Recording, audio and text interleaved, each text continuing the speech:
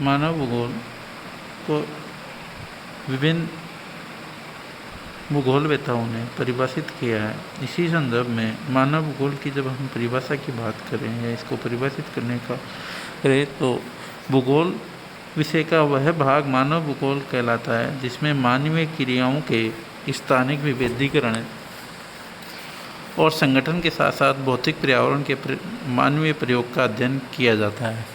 अर्थात भूगोल का वह भाग जो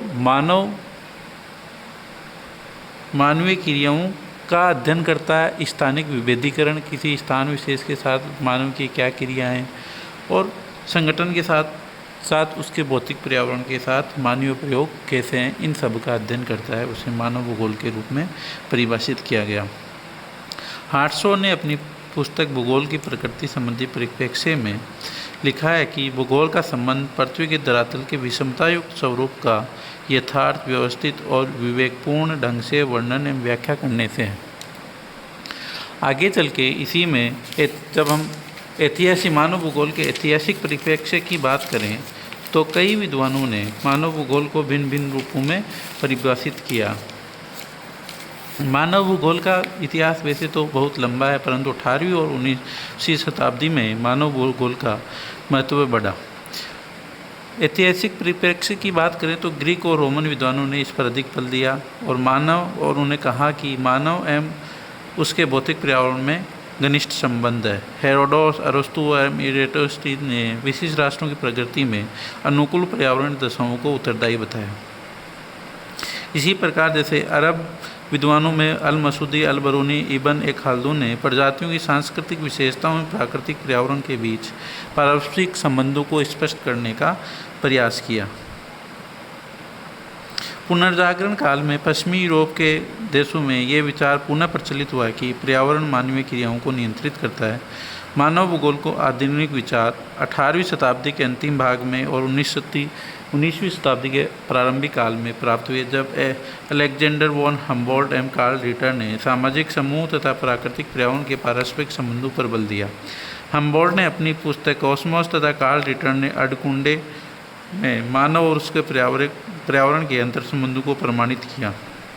1859 में डार्विन ने अपनी पुस्तक ओरिजिन ऑफ स्पीसीज के प्रकाशन में मानव भूगोल को लोकप्रिय बनाया। फ्रेडरिक रेडजेल को आधुनिक मानव भूगोल का संस्थापक माना जाता है। मानव भूगोल के विकास में और मानव भूगोल पर अगर उनकी पुस्तक एंथ्रोपोजियोग्राफी को अग्रणी पुस्तक माना जाता है। रेडजेल ने मानव भूगोल को मानव समाजों एवं पृथ्वी के धरातल के पारस्परिक संबंधों के संश्लेषणात्मक अध्ययन के रूप में परिभाषित किया। कुमारी एलेन चर्चिल सैम्पिल ने अविरत मानव एवं अस्थिर पृथ्वी के परिवर्तनशील संबंधों का अध्ययन मानव भूगोल को बताया। विडाल डी लाप्लास ने अपनी पुस्तक में, जिसका शीर्षक मानव भूगोल के सिद्धांत था, में मानव भूगोल को परिभाषित करने का प्रयास किया। कुमारी सैम्पिल ने तो यहाँ तक कहा कि मानव पृथ्वी के धरातल की उपज है, पृथ्वी का शिशु है, उसकी धूल कण है जो उसकी अस्थियों तकों में उसकी मस्तिष्क से आत्मा में प्रवेश कर गई है। सैम्पिल के इन विचारों ने पर्यावरणवाद को बल दिया, पर परिणाम स्वरूप मानव भूगोल की विश्वसनीयता में वृद्धि हुई।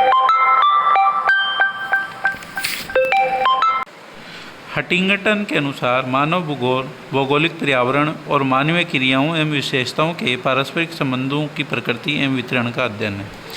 आगे चलकर गिरफिट टेलर ने अपने रुको और जाओ नीतिवाद को प्रतिपादित करते हुए बताया कि मानव देश अथवा समुदाय के विकास की प्रगति को तीव्र करने, धीमा करने अथवा रोकने में सक्षम है, लेकिन वह बुद्धिमान है तो उसे प्राकृतिक पर्यावरण द्वारा बताए गए निर्देशों से विचलन नहीं करना चाहिए। 1930 के दशक में मानव भूगोल का विभाजन सांस्कृतिक एवं आर्थिक भूगोल के रूप में हुआ। उसके बाद कालांतर में कई नई शाखाएं जैसे राजनीतिक भूगोल, सामाजिक भूगोल, सांख्यिकी भूगोल, चिकित्सा भूगोल इत्यादि का उद्भव हुआ। 1980 के दशक तक मानव भूगोल का क्षेत्र परियोजन के फलस्वरूप बहुत व्यापक हो गया और भूगोल के उन सभी अंशों का वर्णन हुआ जिनका संबंध प्राकृतिक पर्यावरण अथवा भूगोल के उपक्षेत्र मानचित्र विज्ञान से संबंधित तकनीकी विषयों से नहीं था।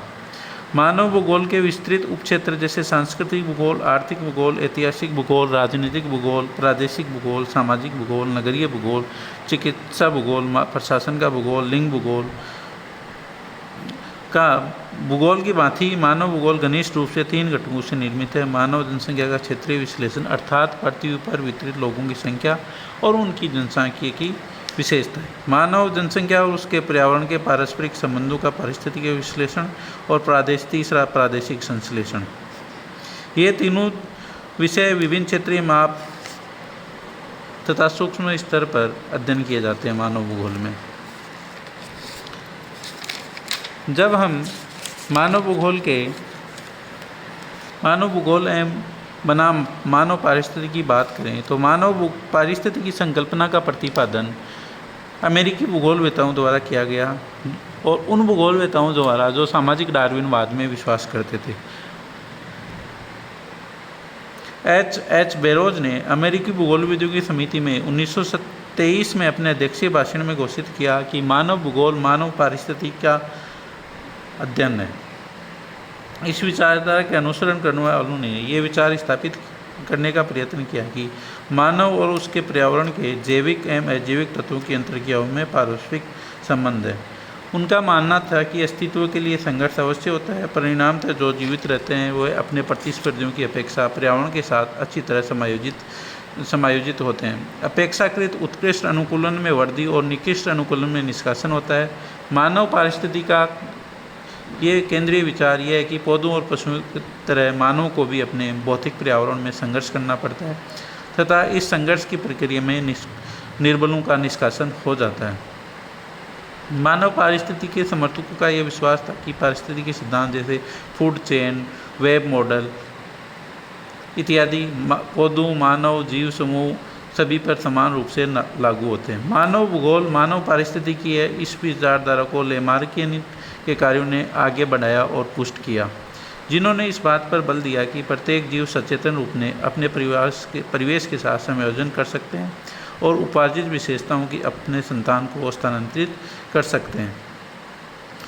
रेड जेल की राज्य संबंधी जैविक संकल्पना, डेविस की भूआकृति विज्ञान, कुमारी Churchill Semple, Huntington M Taylor का पर्यावरण निश्चयवाद, हर्बर्सन का प्रादेशिक भूगोल और शूलर का मानव शास्त्रीय मानव भूगोल आदि सभी धारणाएं मानव भूगोल मानव पारिस्थितिकी है को प्रमाणित करती है। मानव भूगोल एवं वह उसके प्राकृतिक पर्यावरण के साथ समायोजन के अध्ययन के रूप में मानव भूगोल मानव एवं उसका प्राकृतिक पर्यावरण के साथ समायोजन का अध्ययन मानव भूगोल है। ये एक बहुप्रचलित परिभाषा है मानव भूगोल की। जिसके अनुसार विश्व में अनेक प्रजातियां हैं, मानव नरजातीय समूह है और विश्व के विभिन्न भागों की भू जलवायु की दशाओं में पर्याप्त भिन्नता है। प्रत्येक समाज अथवा मानव नरजातीय समूह सांस्कृतिक स्तर एवं तकनीकी प्रगति के अनुसार अपने प्राकृतिक संसाधनों का उपयोग एवं दुरुपयोग एवं अल्पयोग करते हैं और उसी प्रकार से उनकी सांस्कृतिक और आर्थिक विशेषताएं निर्धारित हैं। जैसे कांगो बेसिन के पिग्मी लोगों की जीवन शैली सऊदी अरब के बद्दू लोगों की जीवन शैली से भिन्न है। इसी प्रकार ऑस्ट्रेलिया मरुस्थल के आदिवासी एवं टुंड्रा के एस्किमो को जीवित रहने के लिए वहाँ के पर्यावरण ने उन्हें शिकार खेलने को विवश किया। अर्थात भौगोलिक पर्यावरण का अध्ययन मानव प्राकृतिक पर्यावरण के साथ समायोजन के अध्ययन के रूप में मानव भूगोल कि किस प्रकार मानव किसी स्थान विशेष पर अपने पर्यावरण के साथ संबंध समायोजन करके अपना जीवन यापित कर रहा था। और ऐसे उदाहरण हमें हर जगह देखने को मिलते हैं, जैसा कि कांगो बेसिन के पिग्मी, सऊदी अरब के बद्दू, टुंड्रा क्षेत्र के एस्किमो। प्राकृतिक आवास के भौतिक पर्यावरणीय विशेषताएं संस्कृति, नरजातीयता, भाषा, धर्म, प्रौद्योगिकी, सामाजिक संगठन, आर्थिक संस्थाएं, राजनीतिक तंत्र इत्यादि को प्रभावित करती हैं।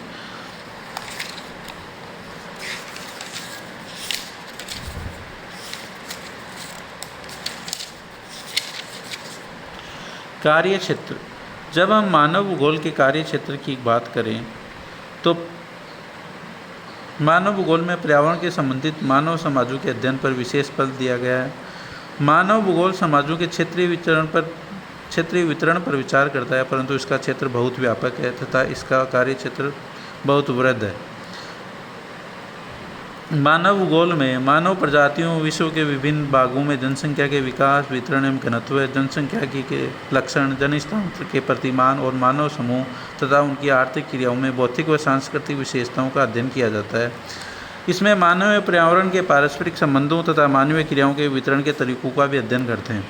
मानव भूगोल संस्कृति, भाषा, धर्म, प्रथा, परंपराओं की विविधता, ग्रामीण बस्तियों के प्रतिमान, नगरीय बस्तियों के स्थल, आकार, वृद्धि कार्यों और नगर के कार्यात्मक वर्गीकरण का भी अध्ययन करता है। इसके अलावा आर्थिक क्रियाएं, उद्योग, व्यापार, परिवहन, संचार पद्धति के स्थानिक वितरण पर पड़ने वाले भौतिक पर्यावरण जैसे विषय भी मानव भूगोल के महत्वपूर्ण विषय हैं। इस प्रकार मानव भूगोल में हम किसी क्षेत्र में रहने वाले व्यक्तियों की आर्थिक क्रियाओं, समाज, संस्कृति और धर्म पर भौतिक पर्यावरण के पड़ने वाले प्रभावों का अध्ययन करते हैं। मानव भूगोल में मानव का पर्यावरण पर प्रभाव का विषय आजकल महत्वपूर्ण विषय बना है। मानव भूगोल का जनसंख्या भूगोल, नगरीय भूगोल, सामाजिक भूगोल, आर्थिक भूगोल, व्यवहारवादी भूगोल, सांस्कृतिक भूगोल, राजनीतिक भूगोल इत्यादि इसके उपक्षेत्र हैं और इन उपक्षेत्रों का वर्तमान में अध्ययन किया जा रहा है। Thank you.